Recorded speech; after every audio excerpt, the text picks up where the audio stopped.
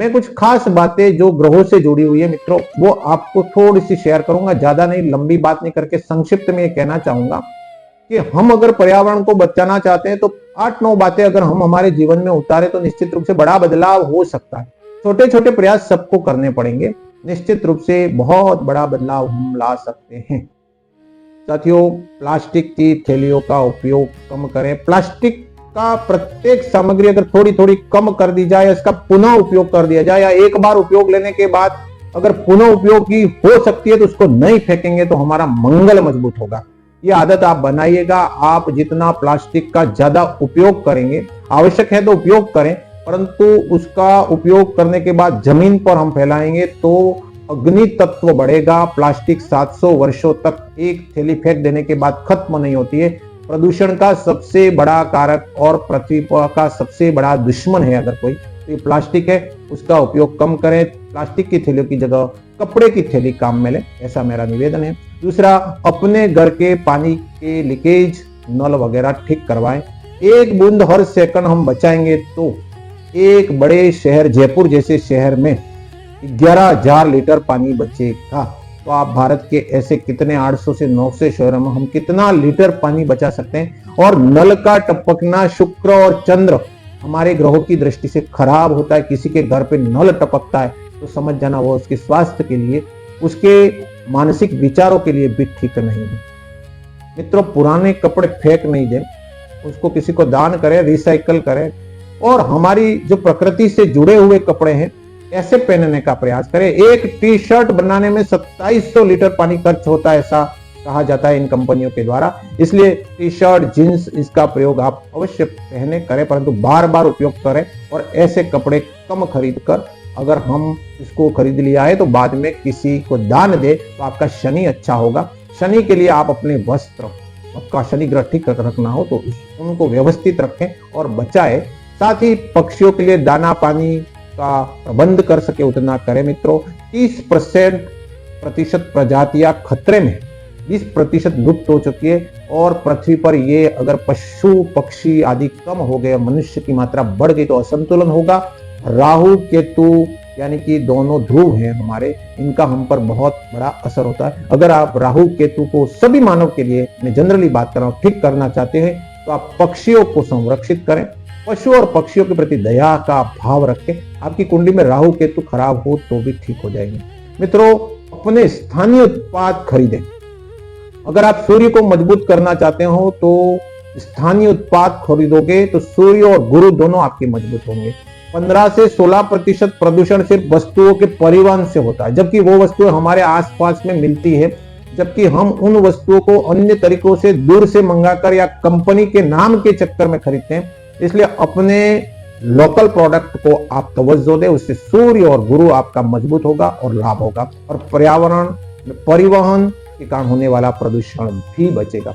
मित्रों, कागज का उपयोग भी प्लास्टिक की तरफ बहुत बड़ी मात्रा में हो रहा है। कागज के दोनों तरफ लिखें। आपके पास पुरानी पुस्तकें हैं तो उनको दान करें।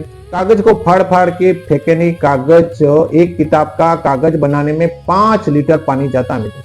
अगर आप अपने गुरु और शुक्र को मजबूत करना चाहते हैं तो कागज का दुरुपयोग मत करें और कागज को बचाने का प्रयास करें। मित्रों, एक कोई भी जल स्रोत है, चाहे वो नदी हो, कुआं हो, समुद्र हो, आदि स्थानों में आप गंदगी न डालें। प्लास्टिक की थैलियां वहां न डालें।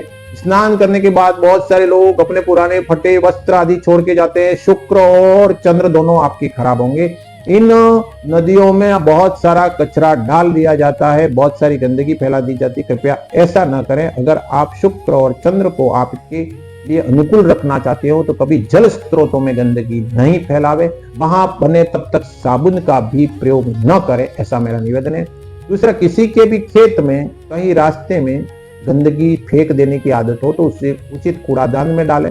इधर उधर प्लास्टिक की, कागज की वस्तुएं, घर का कचरा और अपने भोजन में बचे अपशिष्ट को नाली में फेंकने की आदत लगभग 60% लोगों में देखी गई है। ये बहुत खराब आदत है। ये आप अपने पैरों पर कुल्हाड़ी मार रहे हो। समस्त ग्रह आपके खराब हो जाएंगे यदि आप अपने घर का भोजन नाली में फेंक रहे हो और साथ ही दूसरे के खेतों में अतिक्रमण कर रहे हो, रास्ते में अतिक्रमण कर रहे हो और अपनी भूमि नहीं है उस भूमि को भी अपना मानकर आप उसके लिए झगड़ा भी करने पर उतारू हो जाते हैं बहुत सारे लोग। यानी कि धरती किसी की भी हुई नहीं है, होने वाली नहीं है। कई राजा महाराजा चले गए, धरती माता है, उसका स्वामी बनने का प्रयास कभी मत करना। दूसरों का अतिक्रमण करने के बाद भी अगर हम ये समझते हैं कि ये मेरा है, तो निश्चित रूप से ये अच्छा नहीं किया। थोड़ा बहुत जमीन और रास्ता और अपनी ओर से छोड़ देना चाहिए, यह शुभ होता है। मित्रों, प्रकृति और संस्कृति में समन्वय आवश्यक है। गौ माता बचेगी तो प्रकृति भी बचेगी और संस्कृति भी बचेगी। अपने कर्तव्य को न भूले। गौ माता ही पृथ्वी है, गावो विश्वस्य मातरः। इसलिए निश्चित रूप से आपसे निवेदन है, इस पर्यावरण संरक्षण के दिन गौ माता के लिए कुछ न कुछ प्रयास हमेशा साल भर करते रहे। मेरे मित्र उपेंद्र अणु जी की एक पर्यावरण पे छोटी सी कविता है जो मैं आपके सामने पेश करूंगा कि जब सूरज होता है क्रोधित हाहाकार मचे, मानव जलचर थलचर धरती कोई नहीं बचे। पेड़ काट कर सुख सुविधा का तू सामान करे, देख नहीं पाएगा फिर तू जंगल हरे भरे। वर्षा के बिन तरस जाएगा, प्यासा तू भटके, हालत हो उस कैदी सी जो फांसी पर लड़के। चला आरिया पेड़ों पर दुख स्वयं सहेजे हैं, चला आरिया पेड़ों पर दुख स्वयं सहेजे हैं। रब ने रीते बादल भू पर हमको भेजे हैं। हम घमंड में प्रकृति शोषण कर नहीं अगाते हैं, अपने पाव कुल्हाड़ी मारे फिर पछताते हैं। तो पर्यावरण दिवस के इस पावन दिवस पर मैं आपको विश्व पर्यावरण दिवस की शुभकामनाएं देते हुए ये निवेदन करना चाहूंगा कि जितना हम पर्यावरण को बचाएंगे, मानव बचेगा, पृथ्वी बचेगी और हमारे ग्रह भी ठीक होंगे। सभी ग्रह पर्यावरण से जुड़े हुए, पूरा ज्योतिष शास्त्र, सारे नक्षत्र और सभी राशियां पर्यावरण से संबंधित हैं। हमारा मन, हमारा शरीर और हम पर्यावरण से जुड़े हुए हैं। अगर हम सिर्फ ग्रह की ठीक करने की पूजा मात्र कर लेंगे और पर्यावरण को ठीक करने का प्रयास नहीं करेंगे तो हमारी पूजा भी सार्थक नहीं होगी। धन्यवाद।